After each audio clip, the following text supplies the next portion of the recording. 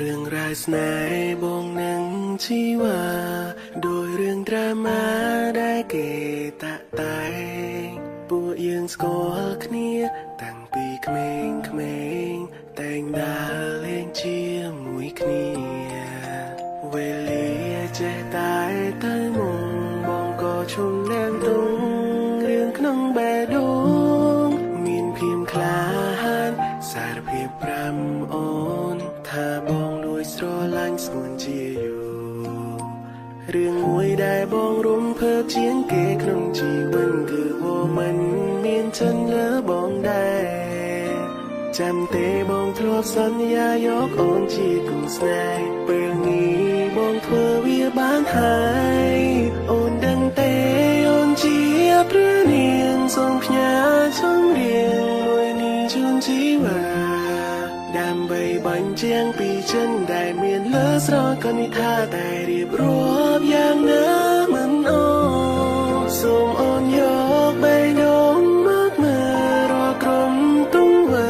បងធ្វើដោយจึងស្មោះនឹងត្រាំត្រង់ត្រកំចិនមើលថែអូនមិនឲ្យតងជាតិនេះរួដើម្បីមើលថែរូបស្រស់ជីវាចាប់ពីថ្ងៃនេះណាបងនឹងជីវារស់នៅជាមួយគ្នាទូមាននំសាំងបងនឹងការពារមើលថែពុំមានលូថ្ងៃសូនរឿងមួយដែលបងរំភើបជាងគេក្នុងជីវិតគឺว่ามันមានចិនលើបងដែរចាំទេបងធ្លាប់សន្យាយកអូនជាគូស្នេហ៍ពេលនេះបងធ្វើវាបានហើយអូនដឹងទេអូនជាព្រះនាងសូមផ្ញើចំរៀងមួយនេះជូនជីវាដើម្បីបញ្ជាក់ពីចិនដែលមានលើស្រកនិថាតែរៀបរាប់យ៉ាងណាមិនអូសូមអូនយកបេះដូងមកមើលរកក្រុមទុំវើ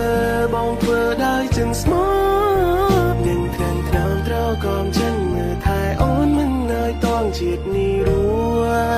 ដើម្បីមើលថែរូបស្រស់ជីវា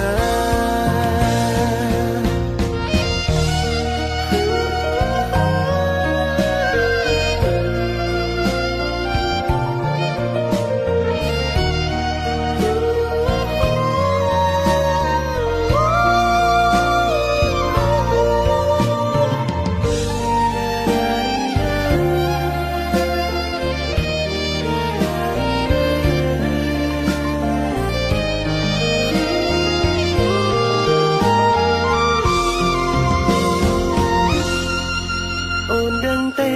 អូនជា